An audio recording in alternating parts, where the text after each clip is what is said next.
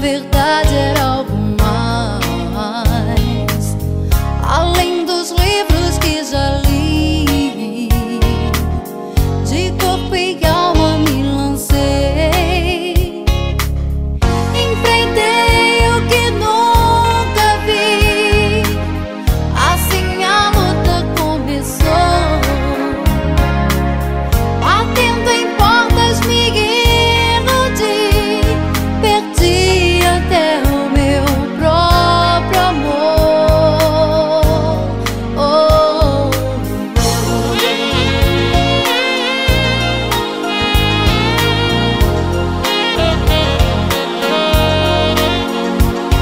Perdi até. Graças a Deus. Meus irmãos, a paz do Senhor Jesus, vamos ficar de pé, vamos pedir a Deus a sua bênção sobre nossa vida. Depois vamos estudar a palavra do Senhor. O pastor Benedito vai estar orando, pedindo a Deus a bênção sobre nós. Cumprimento o povo de Deus com a santa e gloriosa paz de nosso Senhor e Salvador Jesus Cristo. Oramos. Maravilhoso Deus, Pai Santo, Criador dos céus e da terra, em cuja presença, Pai, nós estamos aqui para buscar na Tua face, Senhor. Senhor, manifesta a Tua glória sobre o Teu povo neste lugar. Pai, nós te agradecemos, Senhor, porque Tu és bom. Nós te agradecemos, Senhor, porque Tu és maravilhoso. Nós te agradecemos porque Tu és santo, santo, santo, santo. E em nome do Teu Filho amado Jesus Cristo, ó Pai, que nos salvou através do Teu sangue expiatório na cruz do Calvário, nós agora, este dia 1º de março de 2016, nós te agradecemos, Pai, por esses 61 dias do ano. Pai, ensina-nos a contar os nossos dias até que alcançamos coração sábio. Pai, manifesta a Tua glória e abençoa a Tua igreja em o nome de Jesus. Amém. O livro de 2 Tessalonicenses, vamos estudar 2 Tessalonicenses, capítulo de número 2. Enquanto você abre, nós vamos louvar a Deus com o da harpa 36. Quem conhece e pode lembrar que nós somos peregrinos e estamos vivendo o exílio espiritual, onde nós estamos numa terra que não é nossa, onde nós estamos vivendo em um lugar onde não nos pertence. A nossa cidade, segundo Paulo, está nos céus, de onde nós também esperamos o Senhor e Salvador Jesus.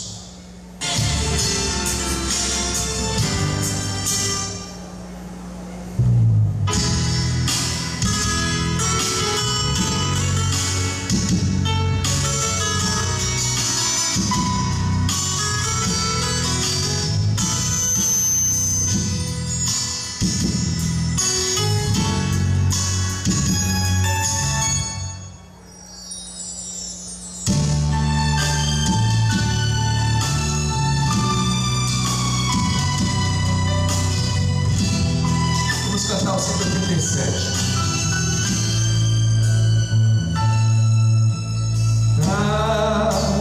Linda pátria estou, bem longe, cansado estou. Eu tenho de Jesus saudades. Oh, quando é que eu vou? Passarinhos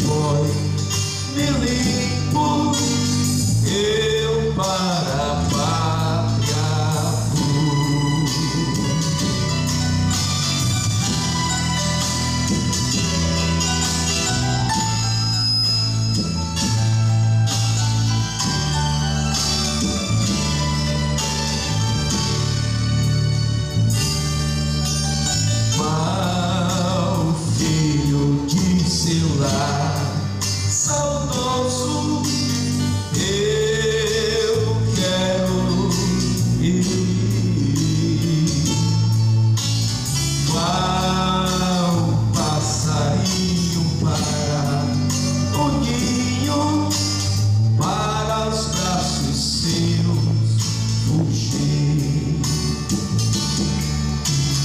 É fiel, sua vida é certa. Quando eu não sei, mas Ele manda estar alerta. No exílio voltarei.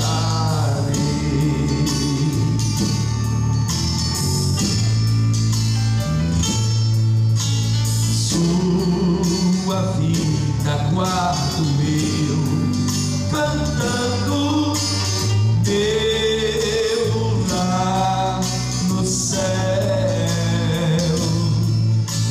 Seus passos em que ouvir, soando além do escuro véu. Passarinhos pelas flores querem cantar. São vão terrestres esplendores, mas contemplo teu lar. Cai bem, mas contemplo teu lar. 2 Tessalonicenses capítulo 2. Vamos lá? Ora, irmãos, rogo-vos pela vinda de nosso Senhor Jesus Cristo e pela nossa reunião com Ele. 2.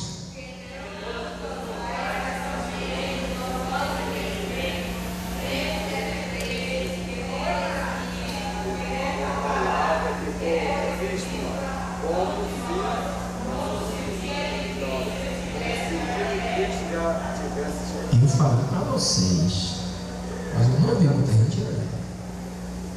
Eu vou ler para vocês ouvir versículo 2, que é os que não puderam ler, ouvem. Que não vos movais facilmente do vosso entendimento, nem vos perturbeis, quer por espírito, quer por palavra, quer por epístola, como de nós, como se o dia de Cristo estivesse já perto. Diga: o dia de Cristo está perto. Diga: o dia de Cristo está perto. Dê um toque para o seu amigo assim: o dia de Jesus está perto. Fale para ele: o dia de Cristo está perto. Pode sentar. Esther, me ajuda com óculos aí que eu esqueci de pegar. Vamos estudar nessa noite sobre a epístola, a segunda epístola que Paulo escreve aos Tessalonicenses. E Paulo, como um bom apóstolo, tinha uma preocupação sobre a vida da igreja, a vida do crente. Então vamos estudar hoje sobre essa importante epístola. Tá? Na primeira epístola, a igreja de Tessalonicenses, quem conhece a igreja, a história da igreja? Eu estou dizendo a história da igreja conhecida por livros. Estou falando da história da igreja. Quem conhece a história da igreja por história da própria Bíblia? Qual é o livro que revela a história da igreja? Qual é o livro que manifesta, traz à tona a história da igreja? O livro de Atos, que nós conhecemos como Atos dos Apóstolos. Alguns acham que deveria ser Atos do Espírito Santo, e nós chamamos também de história da igreja. O livro de Atos fala como começou, como cresceu, como processou a igreja de Jesus. E quem conhece a história da igreja vai lembrar que a igreja de Tessalônica, que era uma das igrejas da parte da Macedônia, ela tinha uma característica diferente da igreja da Bereia. Quem lê Bíblia vai lembrar que existia uma característica diferente da igreja de Tessalônica para a igreja de Bereia. Aprendam nessa noite, eu lembro, quem já sabe, que as igrejas não são iguais. Você congrega nessa igreja, essa igreja não é obrigado a ser igual a outra, como as outras não são obrigadas a ser como esta igreja. Igrejas têm suas diferenças. Diga para o irmão que está falando assim: igreja tem suas diferenças. Quando eu falo igreja, eu estou dizendo de congregação, estou falando do lugar onde os crentes se reúnem. Então a igreja tem suas diferenças, diferenças culturais, diferenças locais. Então uma igreja não pode ser medida por outra igreja. Vocês vão lembrar que nas epístolas, ou melhor, nas cartas que a igreja recebe através do Espírito Santo, vocês vão ver que cada igreja tem suas características diferentes uma da outra, e as suas diferenças às vezes aconteciam pela revelação do texto, pelo local que as igrejas se estabeleciam. As pessoas tinham comportamentos diferentes, porque a cultura do local era uma cultura diferente. Lá em Creta existia um lugar chamado Creta, e lá os poetas, os escrivães, os escritores daquela época, eles escreviam que os cretenses eram ventres preguiçosos, ou seja, a cultura daquele local, que as pessoas eram preguiçosas, gostavam de comer e não gostavam de trabalhar. Aí Paulo, quando está escrevendo ao seu discípulo Tiago, melhor Tito, ele diz: olha Tito, este testemunho é verdadeiro, ou seja, não é mentira não é conversa fiada não. Os cretenses são preguiçosos, então você precisa ensiná-los pela palavra, para eles perderem essa cultura, para saberem como devem servir a Deus na igreja. Porque imagine uma igreja de crente preguiçoso, ninguém quer fazer nada. Então, igrejas têm suas diferenças de um local para o outro. E a igreja de Tessalônica tinha uma característica não muito boa. Era uma igreja que não gostava de examinar as escrituras. Era uma igreja que não gostava de ler a Bíblia. Tudo que o pregador falava, a igreja comia, acreditava. Já a igreja de Bereia era uma igreja mais cobradora, era uma igreja que todas as vezes que o pregador estava pregando, cobrava. Está escrito em tal livro, vamos ver se está escrito em tal livro. Então as igrejas não são iguais, nunca vai ser iguais. Existe igreja que ela é alicerçada no ensinamento, existe igreja que é alicerçada na festa, existe igreja que ela é motivada pelo Espírito Santo, existe igreja que é motivada pela palavra de ânimo. Vamos conseguir. Então, igrejas nunca são iguais uma das outras. Então, estamos estudando aqui, nós estamos falando sobre esse assunto, porque é importante nós frisarmos para que a gente não fique entendendo que as igrejas devem ser iguais, como as pessoas não são iguais. Nós não somos iguais e as igrejas não são iguais. Então, você não pode exigir que uma igreja seja semelhante a outra. Não pode exigir, você tem que aceitar, e naquilo que a igreja não tiver a qualidade para absorver a vida eterna, aí nós exortamos a igreja. Mas aquilo que é cultural, que é cultura do local, que não coloque em risco a salvação da igreja, isso a gente não mexe, porque é cultura. Isso a gente não envolve, porque é cultura. Imagine se você estivesse na época de Paulo, você com sua mente do século 21, você estivesse na época de Paulo e congregasse na igreja de Filemon. A igreja de Filemon era um pastor de uma igreja, ele dirigia uma igreja, e Filemon tinha escravos, o que hoje no século 21 é um crime.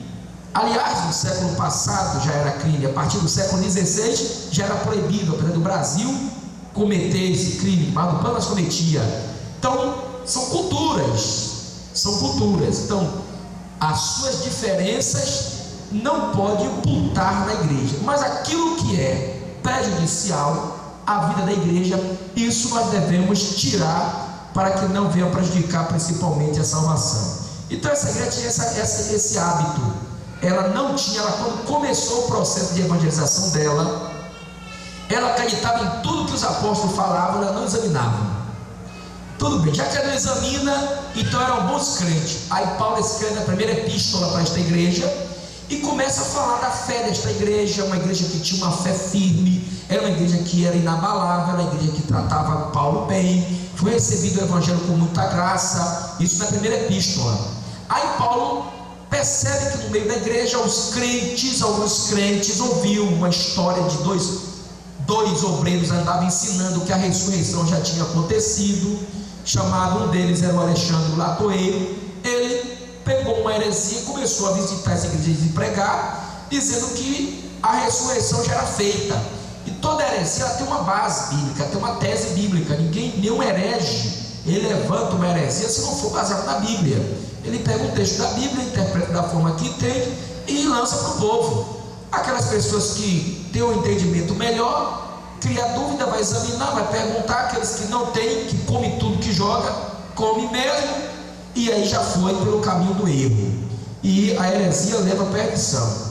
Aí o Alexandre, ele passa nesta igreja em Tessalônica, e alguns crentes, certamente no capítulo 27 de Mateus, no versículo 52, diz o texto que quando Jesus ele morre, depois da ressurreição dele, os corpos dos santos e dos justos, eles aparecem na cidade, os seus sepulcros se abrem, e ele aparece a muitos na cidade. Então, baseado talvez nisso, que escatologicamente falando, faz parte da primeira ressurreição. Cristo é a primícia dos que dormem, e junto com Jesus ressuscitou os santos, os profetas, ressuscitou junto com Jesus. Então Abraão não vai ressuscitar mais, Jacó não vai ressuscitar mais, o Isaac não vai ressuscitar mais, Noé não vai ressuscitar mais. Esses santos profetas ressuscitaram junto com Jesus.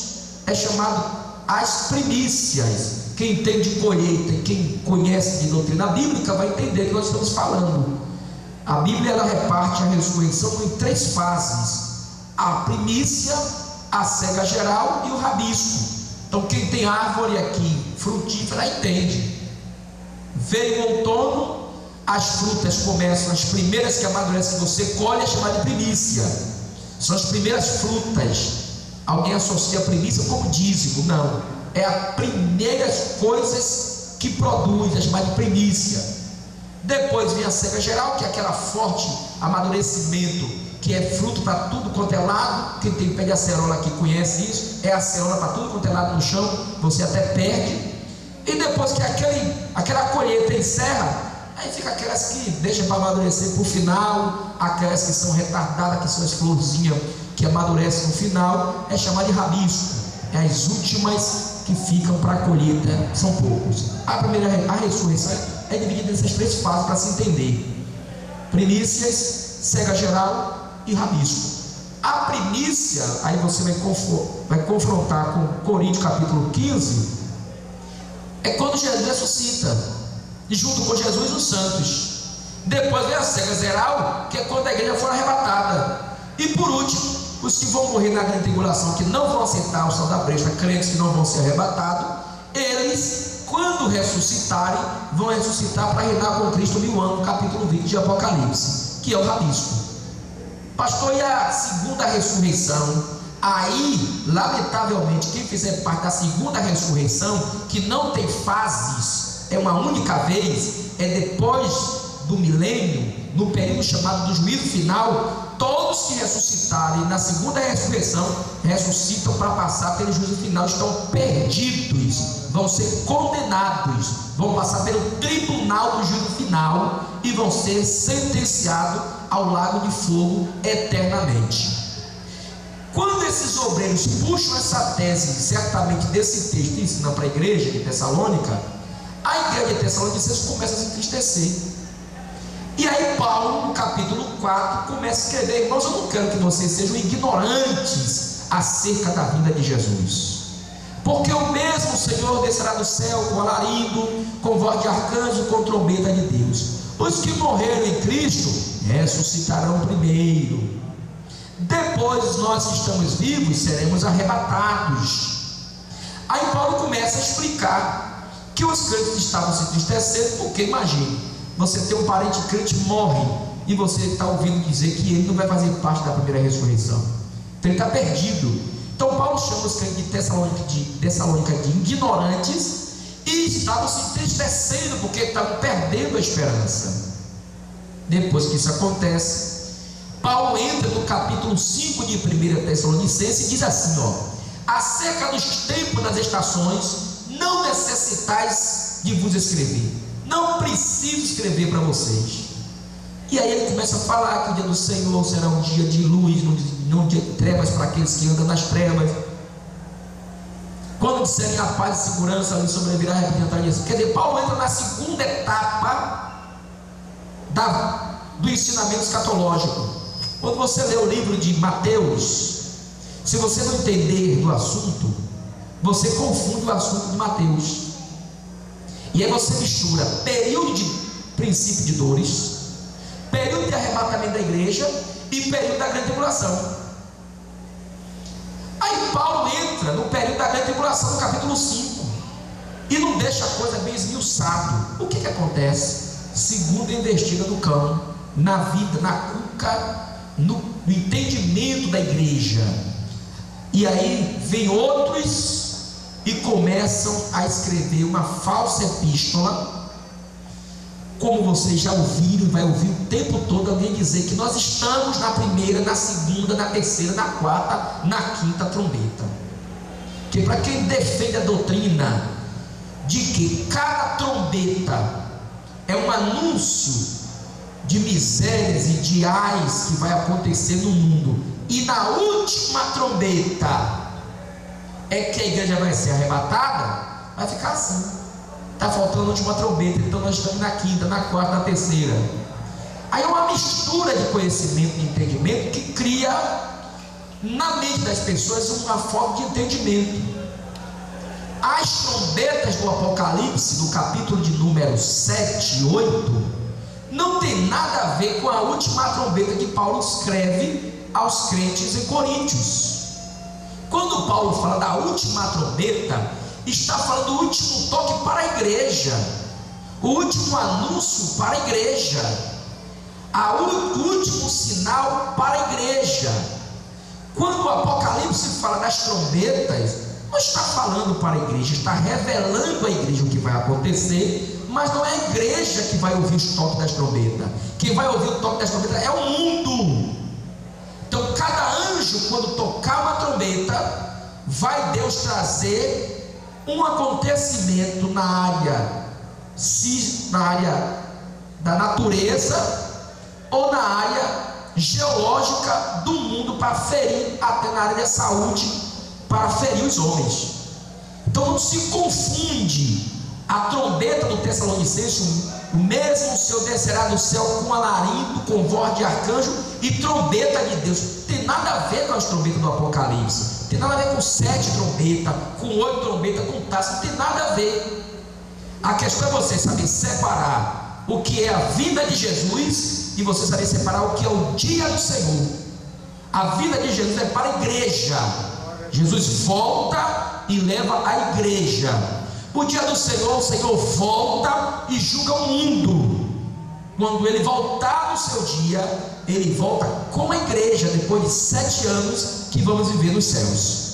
Então o livro de Mateus, quando você vai examinar as profecias, as revelações de Jesus, abra aí o livro de Mateus capítulo 24, você precisa saber separar esse texto dos acontecimentos, para você não pregar todos os assuntos instruídos neste livro, como este livro esteja sendo uma revelação de acontecimento durante todo o período da igreja. Capítulo 24 de Mateus, Jesus fala sobre o futuro. Capítulo 24, acharam aí capítulo 24? Sim ou não? Leia o versículo de número... Leia o versículo de número 3, por favor. Não, é para ler, não é para amarrar não. Se você não quer ler, diga para mim que eu leio. É para ler. Capítulo 24, versículo de número 3. Vou contar até 3 para você ler. 1, 2, 3. Estando assentado no Monte das Oliveiras, chegaram-se a eles os seus discípulos em particular, dizendo: diz-nos quando serão essas coisas, e que sinal haverá da sua vinda e do fim do mundo. Pergunta. 2 perguntas são feitas aqui. Jesus responde as 2 perguntas dos discípulos. Quais são as 2 perguntas? Senhor, eu quero saber o sinal da tua vinda e do fim do mundo.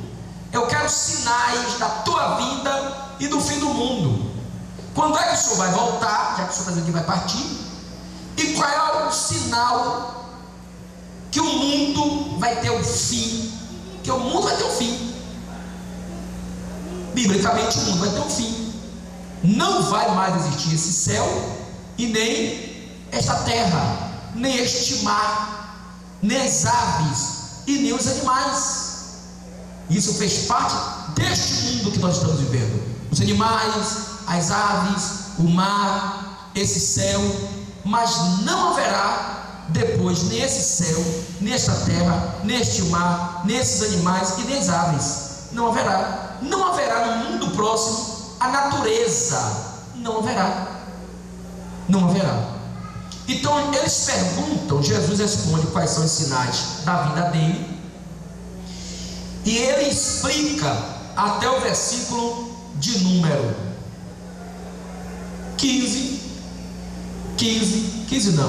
14. Quais são os sinais da vida dele? A vida dele, os sinais da vida de Jesus, encerra no versículo 14. Leia aí o versículo número 14.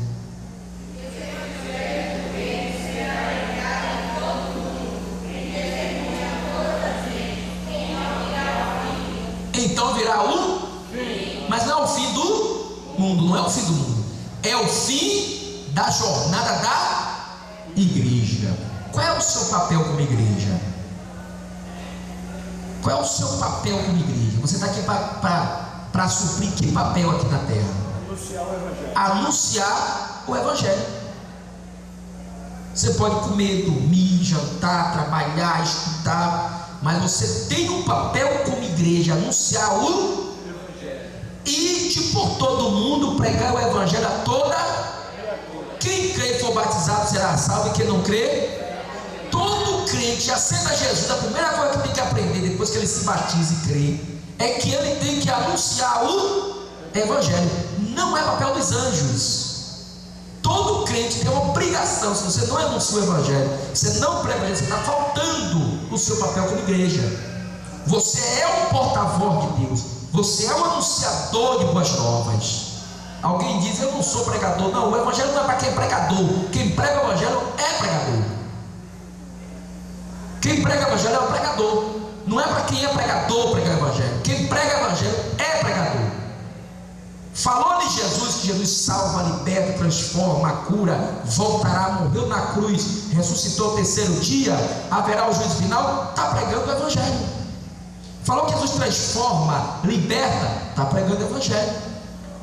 Agora, as expressões de sabedoria humana e manifestação de persuasão, isso aí já é uma outra coisa, não tem nada a ver com a pregação do Evangelho no sentido que nós estamos falando.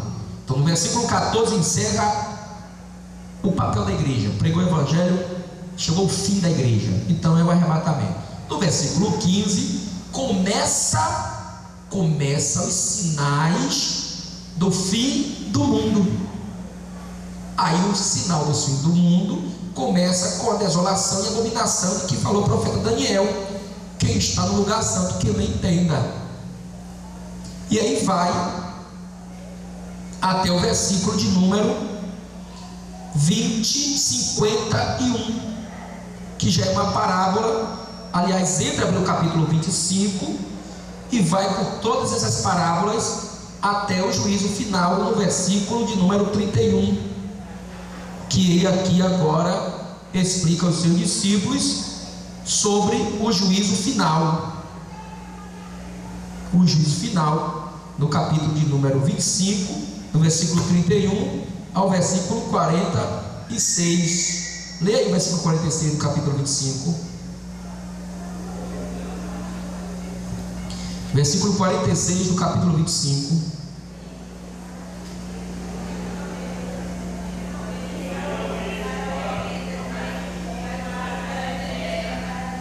Eu vou contar de 1 até 13, porque eu não estou entendendo o que vocês estão lendo, não, viu? O versículo 46 o versículo 46 do capítulo 25 de Mateus. 1, 2, 3.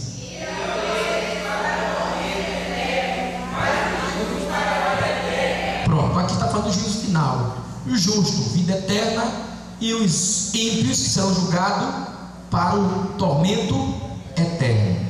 Em casa você lê esses textos e aí você vai entender melhor, porque não será o nosso objetivo de estudar.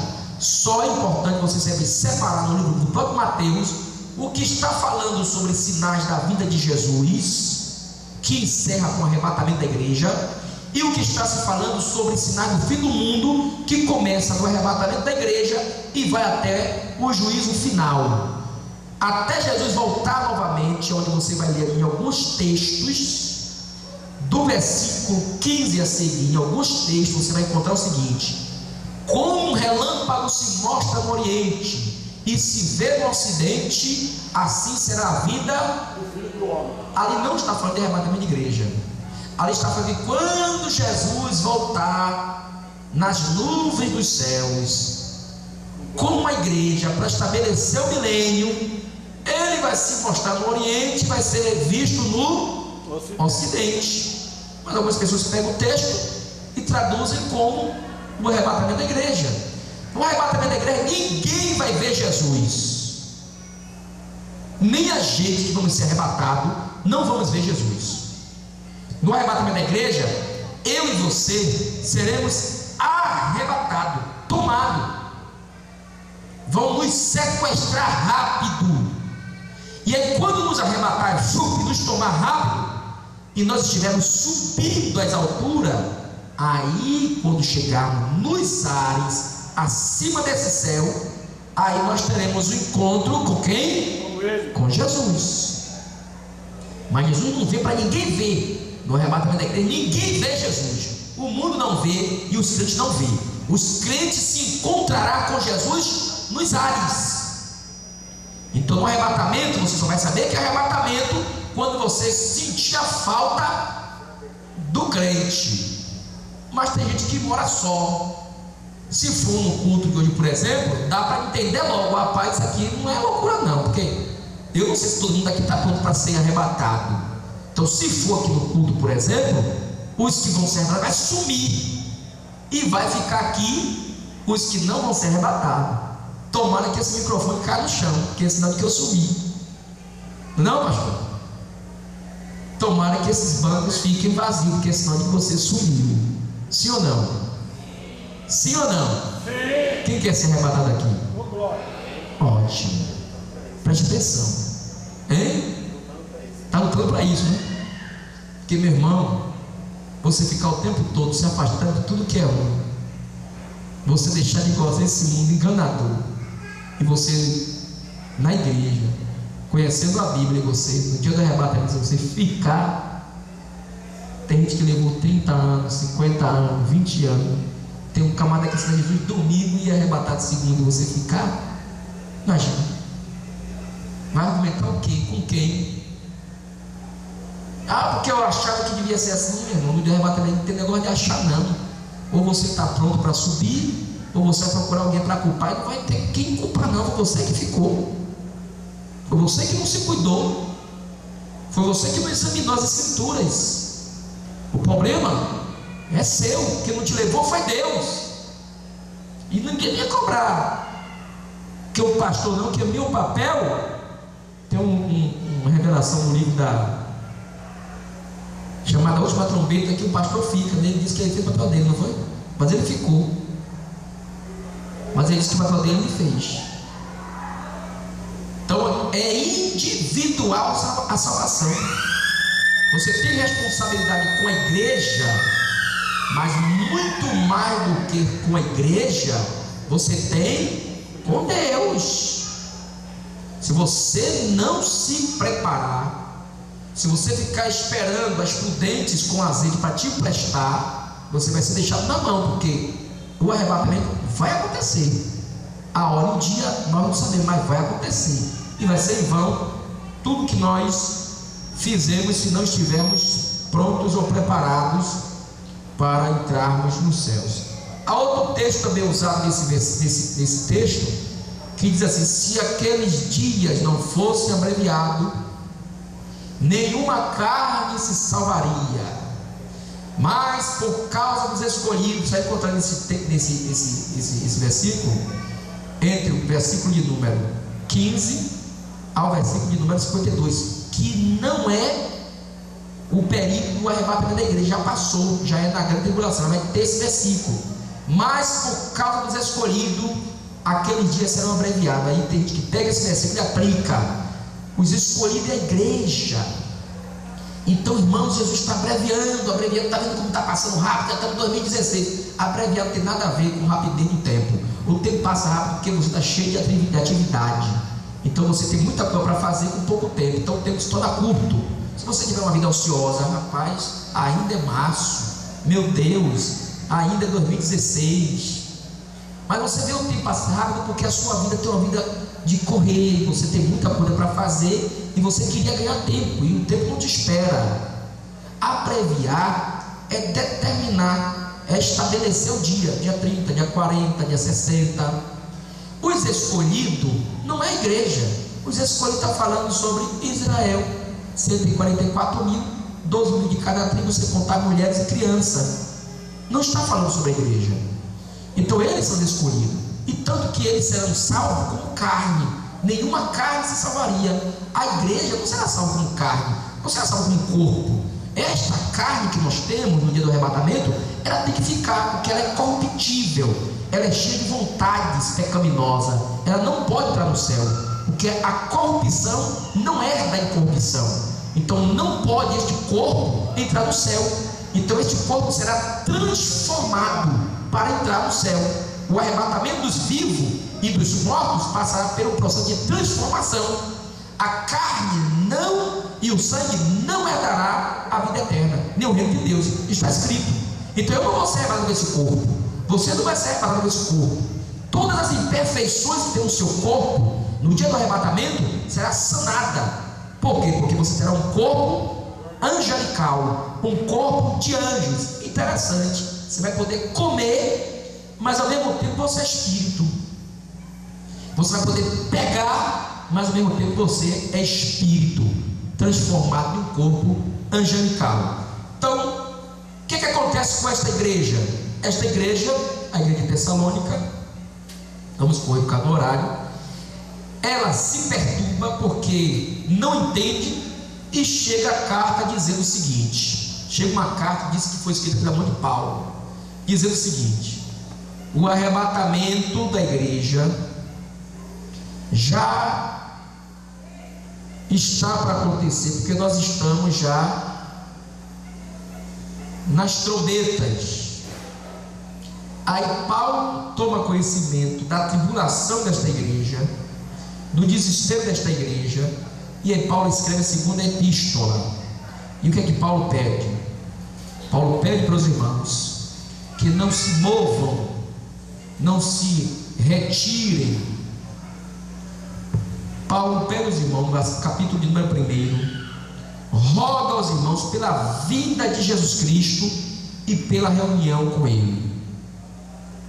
Todos nós sabemos que quando nós formos arrebatados, nós teremos uma reunião com Jesus, porque a igreja vai casar com Jesus. A igreja está prometida, é a noiva do Cordeiro. Quando formos arrebatados, a noiva vai precisar dos últimos adornos para o casamento. Quais são os últimos adornos? Os últimos enfeites. Todos os crentes salvos que trabalhou para Jesus vão passar por um tribunal chamado Tribunal de Cristo. Paulo fala isso em Coríntios, entre o capítulo 5 e o 6. Nesse tribunal, todas as nossas obras, tudo que você fez para Jesus, tudo que você fez na igreja, tudo que você pregou para as pessoas, que você realizou no mundo da fé, vai passar pelo fogo. Pelo fogo. No tribunal de Cristo, todas as suas obras vão passar pelo fogo. Aquilo que for de palha, aquilo que você fez que tem valor de palha e de madeira e de feno, vai queimar, vai virar cinza, não vai restar nada. É quando você faz as coisas obrigado, é quando você faz as coisas de má vontade, é quando você faz as coisas sem o coração para Deus. não tem valor para Deus. Não tem valor. As coisas só têm valor para Deus quando tem preço, quando se torna caro. E aí essas obras que têm valor para Deus, ela vai passar pelo fogo e vai ser obra como ouro, como prata, que são metais preciosos. E aí tudo que é ouro e prata vai permanecer, vai passar pelo fogo e vai permanecer. Aí você vai receber a sua recompensa de acordo com o que você fez para Jesus. Então, se você trabalhou para Jesus durante anos, meses, você fez a obra de Deus e fez de coração, então você tem uma recompensa, você tem uma pedra, você tem uma coroa, você tem um diadema, você tem um novo nome. Aí vem o adorno da igreja, os últimos enfeites da igreja. Tem crente que vai ser salvo, não vai receber nada, mão vazia, nenhuma pedra, nenhuma coroa. Por quê? Preguiçoso não. Preguiçoso na Bíblia, nas parábolas que nós falamos há poucos instantes, não recebe nada. Porque preguiçoso não recebe salário, recebe? Quem não trabalha recebe alguma coisa? Não. Então preguiçoso vai fazer o quê? Se não tem nada para prestar conta, não fez nada, vai receber o quê? Nada. Preguiçoso não vai para o céu, segundo a Bíblia. Segundo a Bíblia, preguiçoso não vai morar no céu. Porque preguiça não é de Deus. Sabiam disso? Preguiça não é de Deus. Alguém diz que é um demônio, mas preguiça não é de Deus. Então a pessoa preguiçosa, tanto no reino material, empobrece, como a pessoa preguiçosa no reino espiritual também é pobre e não vai herdar a vida eterna, porque a preguiça é um dos empecilhos para entrar no céu. Mas aqueles que trabalharam, qual foi a motivação que você trabalhou para Jesus? Eu gostava da igreja, eu gostava do pastor, eu gostava do ministério, eu gostava de fazer. Essa obra sua pode ser feno, pode ser palha. Por quê? Porque você faz as coisas gostando.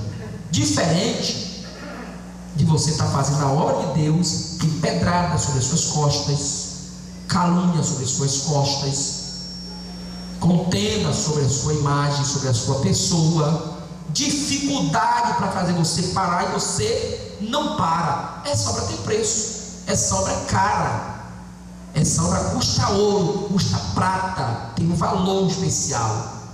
Pode até um pastor da igreja não deixar você fazer, mas você se esforça e faz. O crente bota o pé no caminho, passa, você pula por cima do pé dele e faz. Por quê? Porque com toda dificuldade que nós temos, nós iremos fazer a obra de Deus. Porque a Bíblia diz que a vossa obra tem uma recompensa. Portanto, meus amados irmãos, sejam firmes e constantes, sempre abundante na obra do Senhor, porque a vossa obra tem uma recompensa. Agora, fez por motivações que não são espirituais, fez de palha.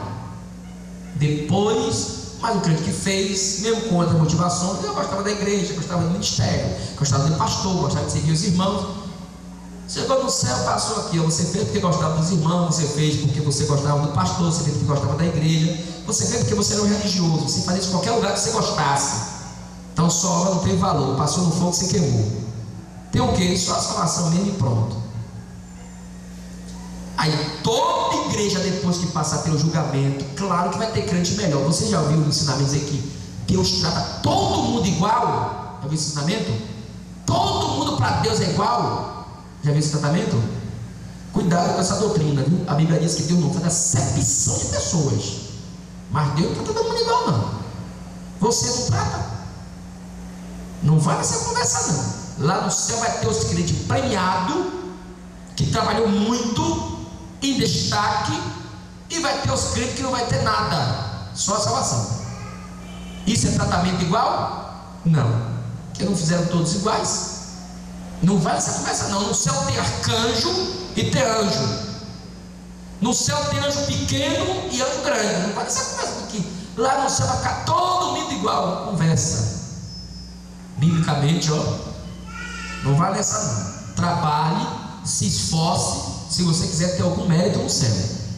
Porque lá, dizer que você vai ficar com os braços cruzados na igreja, não faz nada aqui na terra, e lá no céu, além de salvação junto comigo, você vai receber o mesmo galardão que eu? Não vai não. seria uma injustiça da parte de Deus. Então, muito cuidado com esse ensinamento. No céu vai ter os crentes destacados, cheios de méritos, crente que perdeu o cangote, tomou um tapa no leão. As irmãs que na arena foram queimadas na fogueira, vai receber a mesma recompensa das irmãs que não largam uma roupa para vir no círculo de oração.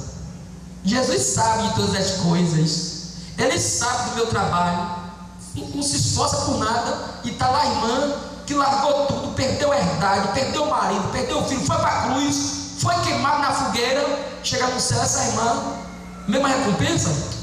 Não é disso, meu irmão. Ela vai ter, o que é aquilo ali, Jesus? Por que aquela irmã está, aquela roupa gloriosa, aquela coroa linda? Ele vai contar a história para você. E eu não pude fazer nada, nem valorizei mais uma roupa que ficou lá para o anticristo vestir. Então não vai ter isso não, lamentavelmente. Recompensa, depois da recompensa da igreja, aí vai ter as bodas do Cordeiro.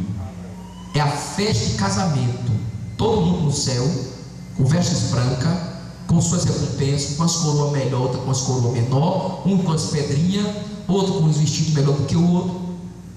E aí vai ter as bodas do Cordeiro, onde Jesus prometeu, vai fazer, ele vai assentar-se na mesa e vai nos servir.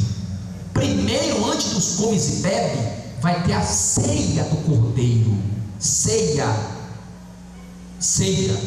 Todos os crentes que já têm a obediência de ceiar aqui na terra, e ceia com a consciência limpa, vão participar da grande ceia do Cordeiro, onde o pão e o vinho vai ser novamente distribuído, vai dizer: isso aqui eu mandei vocês fazerem em memória de mim, até que eu fizesse novamente aqui no reino do meu Pai. Então todos os crentes vão participar desta grande ceia, o pão e o vinho. E depois da ceia do Cordeiro, aí vem a ceia das bodas, comida e bebida à vontade no céu. Só não é para embriagar, porque lá não tem cachaça. Aí você vai dizer assim: eu pensei que o céu era todo ficar com anjo, batendo palma, glória, glória, glória. Não, se eu soubesse como era o céu, eu dizia para vocês. Paulo teve uma visão no capítulo 12 de Coríntios, e disse o seguinte: o que eu ouvi lá e o que eu vi, não tem palavra para eu falar aos homens. Aí ele mesmo escreve na segunda epístola de Coríntios o seguinte: o que não desceu ao coração do homem, e o que os olhos não viram, é o que Deus preparou para os fiéis no céu. Então não tem como descrever a maravilha que é o céu. Se não fosse para trabalhar para Jesus na terra, não tinha coisa melhor do que a gente partir para o céu, nem que fosse pela morte. Mas como nós precisamos trabalhar para Jesus, e Jesus não quer lá no céu gente preguiçoso, então você tem que trabalhar para depois você ir descansar. Você tem que se aposentar no reino de Deus para depois você ir lá descansar. Então é melhor você trabalhar para Jesus, pelo menos para você receber uma aposentadoria boa lá no céu, uma recompensa especial. Então Paulo escreve dessa reunião, e não vamos nos manter firmes, porque nós temos uma reunião com Jesus, nós temos uma reunião com Cristo. E aí ele fala o seguinte: eu não quero que vocês se movam, vocês se desloquem, vocês saiam da posição de vocês, nem que uma epístola minha venha a ser escrita, que foi o que aconteceu, uma falsa epístola de Paulo. Então o versículo 12 diz o seguinte: não vos movais facilmente do vosso entendimento, nem vos perturbeis, quer por espírito, quer por palavra, quer por epístola como de nós, se o dia de Cristo já estivesse perto. Então Paulo pede para os crentes não se moverem, fique firme. Lembra de Gálatas? Paulo diz: se um anjo do céu vos pregar outro evangelho, ou até mesmo eu, seja maldito, não acreditem, fiquem naquilo que vocês ouviram, naquilo que vocês aprenderam. Aí Paulo vem e começa a explicar no versículo 3: ninguém de maneira alguma vos engane, porque não será assim sem que antes venha a apostasia. Ou seja, o arrebatamento da igreja não vai ser da forma que alguém está falando para vocês. Primeiro terá que ter a apostasia. A apostasia. Ninguém de maneira vos engane, porque não será assim sem que antes venha a apostasia, e se manifeste o homem do pecado e o filho da perdição. muito cuidado com esta palavra apostasia nesse texto, porque senão você diz o seguinte: primeiro vem a apostasia, depois vem junto com ela o homem do pecado. Então a apostasia já aconteceu, já estamos vivendo a apostasia. Essa apostasia aqui não é a mesma apostasia do capítulo 4 de 1 Timóteo. Não é a mesma apostasia. Vamos dar uma lida no 1 Timóteo. Deixa eu ver se é 1 Timóteo, capítulo 4.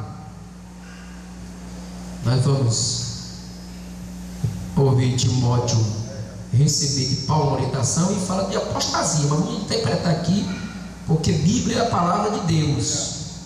Mas se você quiser entender como os homens e não como a revelação de Deus, você pode sofrer uma confusão ou criar uma doutrina falsa.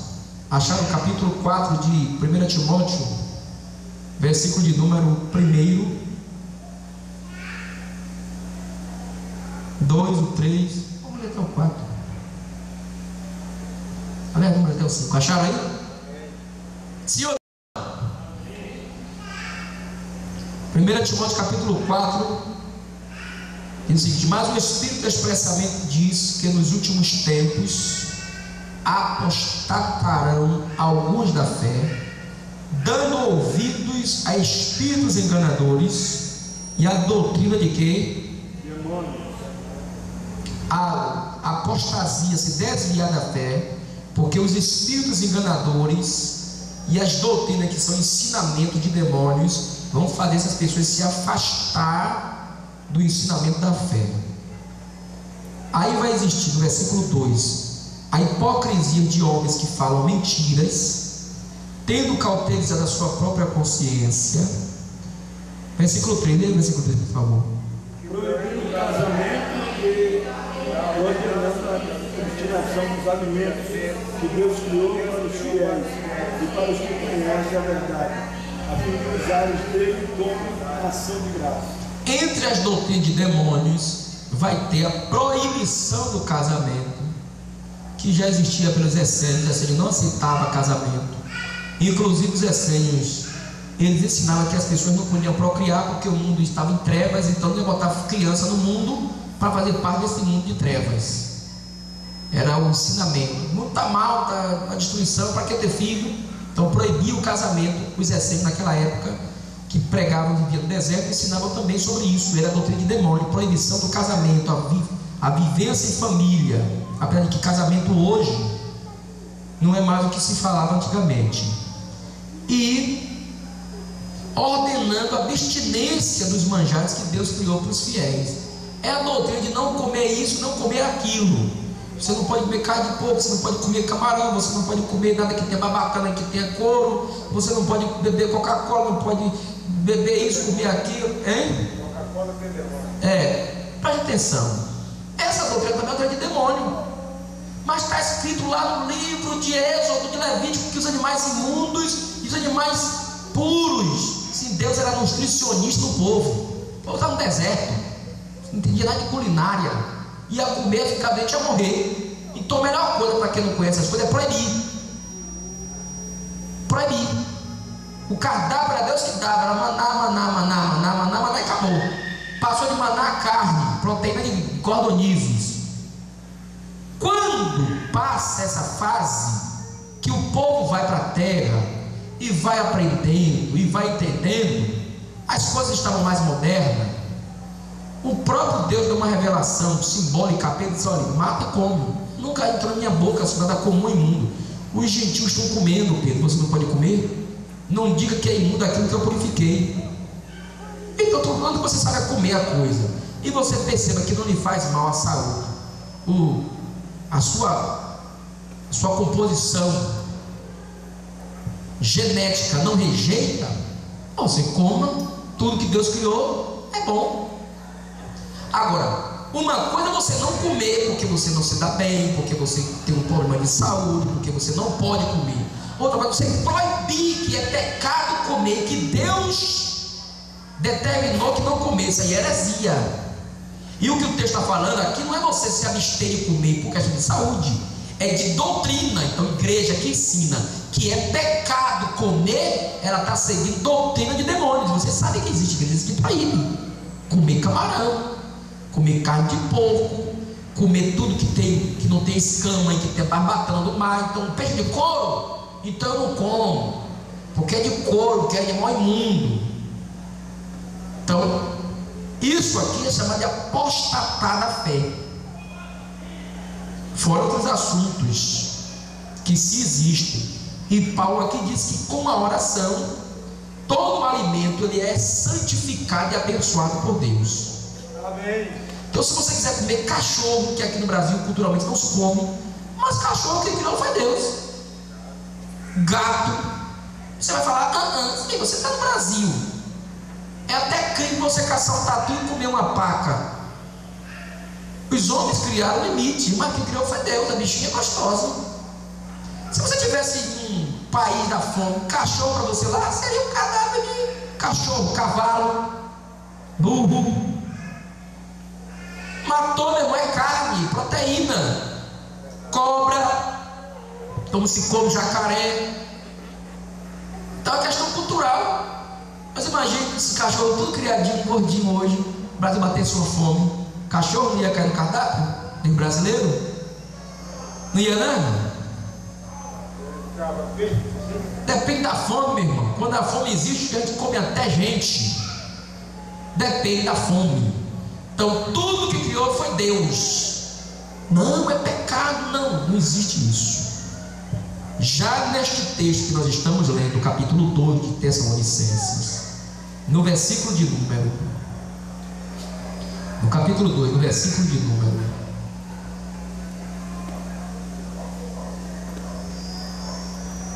3, diz o seguinte: ninguém de maneira vos engane, porque não será assim sem que antes venha apostasia. Essa apostasia aqui não é apostatar da fé.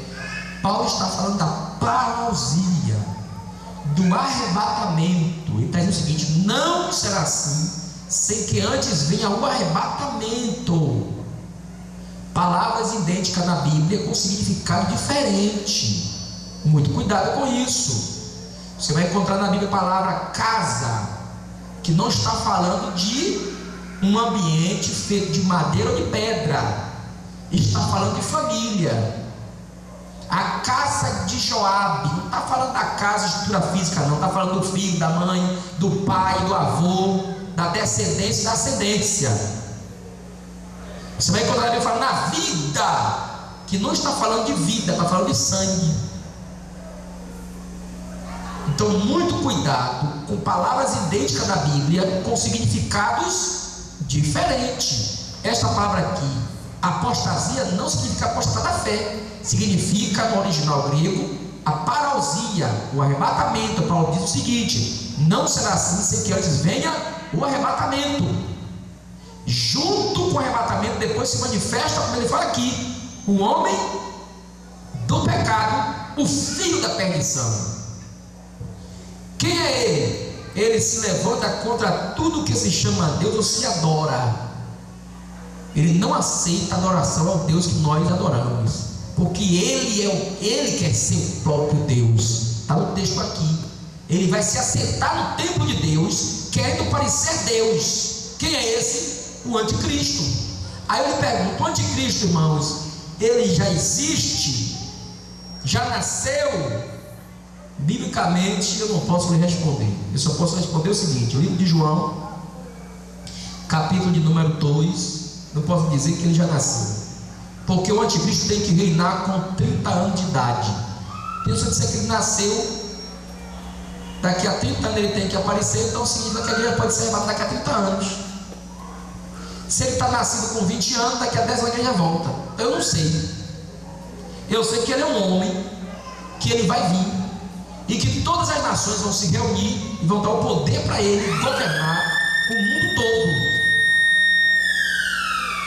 Capítulo de número 2 de 1 João. Depois da parousia, que é o arrebatamento da igreja, vem o homem do pecado, que é o anticristo. Acharam aí capítulo 2 de João? Primeira epístola de João. Acharam? Acharam ou não? 18, versículo 18: filhinhos, é já o último minuto. E como viste que vem um anticristo, também agora muito se tem feito anticristo, por onde conhecemos que já é o último minuto. Amém? Está vendo que você não achou? Está vendo que você não achou? Você está mentindo para o pastor, irmãos? Você já viu crente mentindo no culto? Está vendo que vocês voltam agora? Disse que achou. Quem achou, diga amém, disser amém. Eu li errado o texto e repeti 2 vezes o erro e falei amém, e você disser amém. Está vendo que você não achou? Se você estivesse examinando que Deus vereando, você não dizia amém? Pleno culto, rapaz. Século 21, os crentes querendo passar rasteiro na gente, ensinando a Bíblia. Eu perguntei, quem achou, diga amém. Um grupo disse amém. É brincadeira. Leu errado, fala errado. Amém, amém. Amém o quê, pai? Você está lendo um negócio errado? Eu leio errado, você tem amém? Acharei capítulo 2, versículo 18? Amém. Fala de minuto aí. Fala de quê? Eu li 2 vezes onde tem minuto, eu falei hora. Eu falei onde tem hora, eu falei minuto. E você disse amém, dizendo que achou. É a última hora. E sabemos, como ouviste, que vem o anticristo. Ele vai vir na última hora, depois do arrebatamento da igreja. Muitas pessoas se têm feito o anticristo, mas não é o anticristo, por onde conhecemos que já é a última hora. Aí, no versículo 22 é o seguinte: quem é o mentiroso, senão aquele que nega que Jesus é o Cristo? É o anticristo, esse mesmo que nega o Pai e o Filho. Ou seja, o anticristo, ele vai vir dizendo que Jesus não é o Cristo. O Cristo que nós conhecemos na cruz do Calvário vai dizer: não, esse não é o Cristo não. Cristo sou eu. Aquele foi um homem que veio e passou-se por Cristo e morreu na cruz. O verdadeiro Cristo sou eu, Deus, o Yahvé.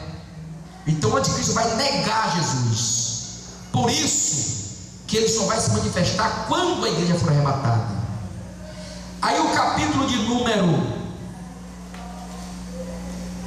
4, capítulo 4, 1 João, versículo de número 1, diz o seguinte: amados, não creais em todo,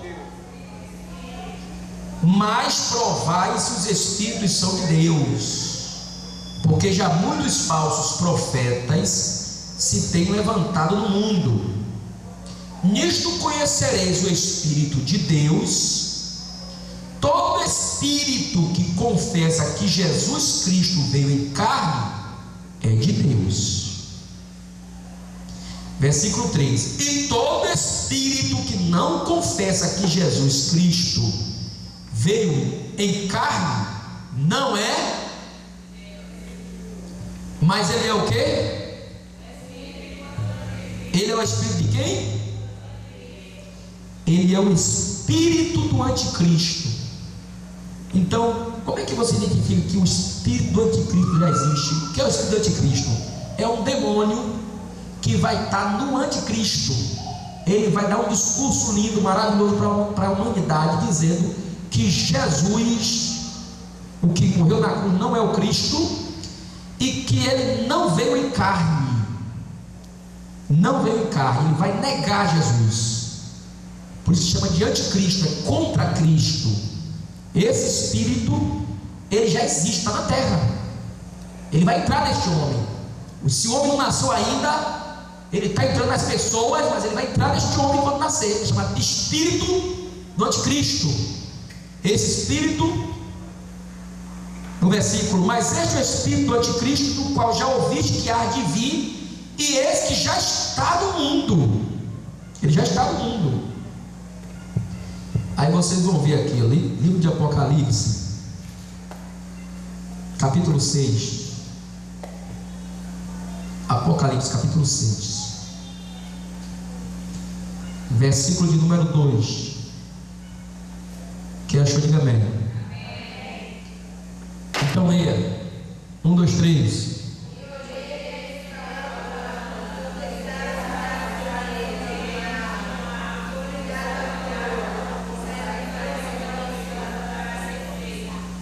cavalo branco é histórico. O livro de Zacarias fala sobre ele. O cavalo branco é paz, é a força da paz. Toda vez que Deus manda um cavalo branco para um local, o lugar vai gozar de paz. Só que o problema aqui é o que está sentado no cavalo branco. Tinha alguém sentado no cavalo branco, tinha um espírito, e ele recebia um arco e flecha, uma coroa, e seja vitorioso para vencer. Ele é o anticristo. No capítulo de número 12, abre aí no capítulo número 12, capítulo número 12 de Apocalipse, acharam aí? Fala da mulher de quem? Quem é o dragão? A antiga serpente, o diabo, Satanás. É o chefe do rei das trevas. Ele não é o espírito anticristo, presta atenção. Ele é o pai da mentira. No capítulo número 13 do Apocalipse, você vai ver um animal. Não é o dragão, não é o diabo esse animal. Ele é um animal que nasce da areia do mar. É chamado de besta porque o animal é besta. 7 cabeças, 10 chifres, 10 coroas, em nome de blasfêmia. E como eu já expliquei em algumas ocasiões, perde leopardo,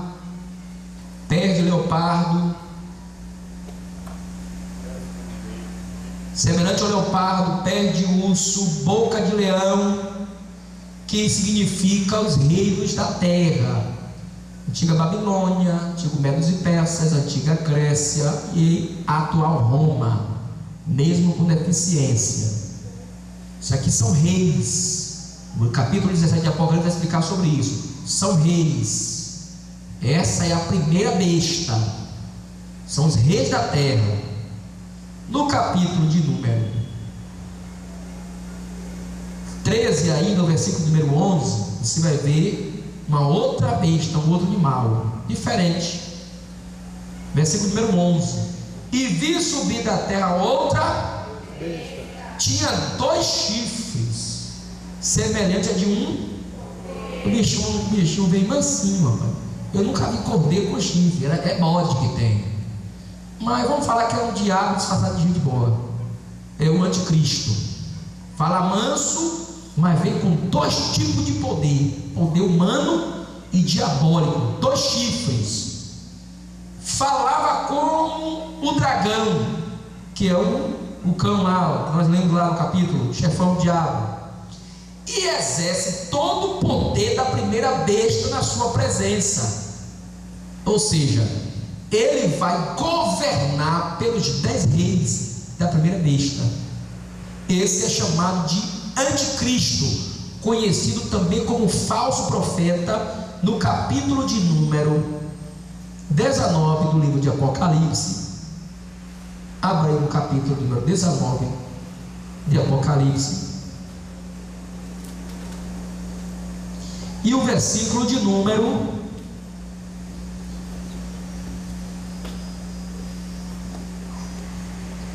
19 e 20.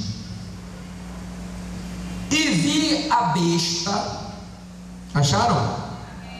E vi a besta e os reis da terra. Essa primeira besta aqui é os 10 reis que vai governar o mundo. Os reis da terra é o resto que não vai ter o governo dos 10. E os seus exércitos reunidos para fazer guerra àquele que estava sentado sobre o cavalo e o seu exército. Esse cavalo aqui é um cavalo branco diferente, é o verdadeiro Cristo. E a besta foi presa, e com ela o falso profeta que diante dela fizeram os sinais, com que enganou os que receberam o sinal da besta e adoraram sua imagem. Esse falso profeta é o mesmo anticristo, é o mesmo besta que subiu da terra. Então Paulo tenta explicar para os que de Tessalônica: antes de vocês ficarem se movendo, se atribulando, primeiro vai ter a parausia, o arrebatamento, depois vai se manifestar um homem do pecado. O anticristo só se manifestará quando a igreja for arrebatada. E o espírito dele que nega que Jesus é o Cristo, ele já existe, ele já está na terra usando as pessoas dizendo que Jesus, ele não é o Cristo, que Jesus não veio em carne, que Jesus não é o Messias. E esse demônio, ele está em quantidade maior de atuação exclusivamente no meio dos judeus. No meio dos judeus não acreditam que Jesus é o Cristo, o ungido, o enviado. E aí Paulo conclui o seguinte: não vos lembrais, versículo 5, de que estas coisas me dizia quando ainda estava convosco, e agora vós sabeis o que o detém, para que a seu próprio tempo seja manifestado. Ou seja, quem detém a atuação do espírito do anticristo é o Espírito Santo que está na vida da igreja. Eu estou no capítulo 2 da segunda epístola de Paulo aos Tessalonicenses, e estou no versículo de número 6. No versículo 7, Paulo diz o seguinte: porque já o mistério da injustiça opera, somente há um que agora resiste até que do meio seja tirado. Então as injustiças já está operando, o mistério da injustiça já está operando no mundo e na igreja. Aí sim será revelado, no versículo 8, que nós lemos lá em Apocalipse: e então será revelado o iníquo, a quem o Senhor desfará pelo assopro da sua boca e aniquilará no esplendor da sua vinda. Esse que é o anticristo, a esse cuja vida é segundo a eficácia de Satanás, a atuação de Satanás, com todo o poder e sinais e prodígios de mentira, e com todo o engano da injustiça para os que perecem, porque não conhecem o amor da verdade, para se salvarem. E por isso Deus lhe enviará a operação do erro, para que creiam a mentira, para que sejam julgados todos que não crerem na verdade, antes tiveram prazer na iniquidade. Aí Paulo diz o seguinte: mas devemos sempre dar graças a Deus por vós, irmãos amados do Senhor, por vos ter Deus elegido desde o princípio da salvação, para a salvação, em santificação do Espírito e na fé da verdade, para o que, pelo nosso Evangelho, vos chamou para alcançardes a glória do nosso Senhor Jesus Cristo.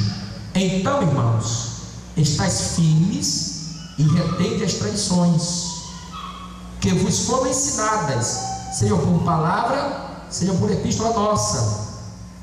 E o próprio nosso Senhor Jesus Cristo, o nosso Deus e Pai, que nos amou e em graça nos deu uma eterna consolação e boa esperança, console o vosso coração e vos conforte em toda boa palavra e obra. Para encerrar, Paulo escreve no capítulo 3 de Tessalonicenses, no versículo 16, ele diz o seguinte, 16, 17 e o 18, diz o seguinte: ora, o mesmo Senhor de paz vos dê sempre paz de toda maneira, o Senhor seja com todos vós. Saudação da minha própria mão, de mim, Paulo, que é o sinal em todas as epístolas. Assim escrevo: a graça de nosso Senhor Jesus Cristo seja com todos vós. Amém. Paulo diz o seguinte: para você saber que quem está escrevendo essa epístola sou eu, porque a falsa epístola chegou no meio de vocês, eu estou escrevendo da minha própria mão, botando o sinal da minha epístola. Qual é o sinal de Paulo? A graça seja com todos vós. Era o sinal de que foi Paulo que escreveu a epístola, porque nem todas as epístolas Paulo escrevia, mas quando ele ditava e alguém escrevia para ele, ele tinha o comando das vistas. Então Paulo encerrava com esta mensagem, porque as cartas que chegavam traziam dificuldade para os irmãos viverem na fé. Então, em relação à vida de Jesus, nós precisamos tomar muito cuidado para não sermos persuadidos e enganados pelos homens. Vamos ficar de pé, meus irmãos. Que o amor de Deus nosso Pai, a graça de Jesus Cristo e a comunhão do Espírito Santo seja com todos presentes, todos digam.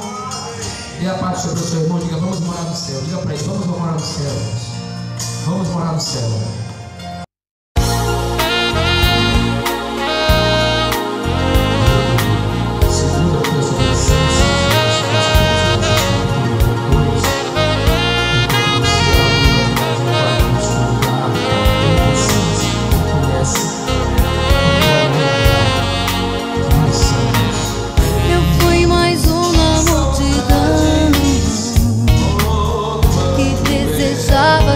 feliz. Me recusava em aceitar o que do mundo eu aprendi. Dentro de mim sempre senti que a verdade era algo mais, além dos livros que já li. De corpo e alma me lancei, enfrentei o que nunca vi. Assim a luta começou, batendo em portas me iludi, perdi até o meu próprio amor.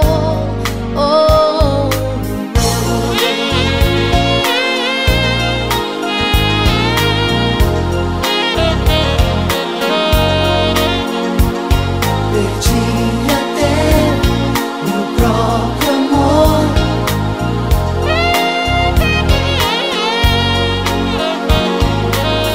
Eu me cansei de procurar meu próprio Deus noutro lugar. Se eu soubesse o que hoje eu sei, não passaria o que passei. Felicidade é dom de Deus que conquistamos pela fé.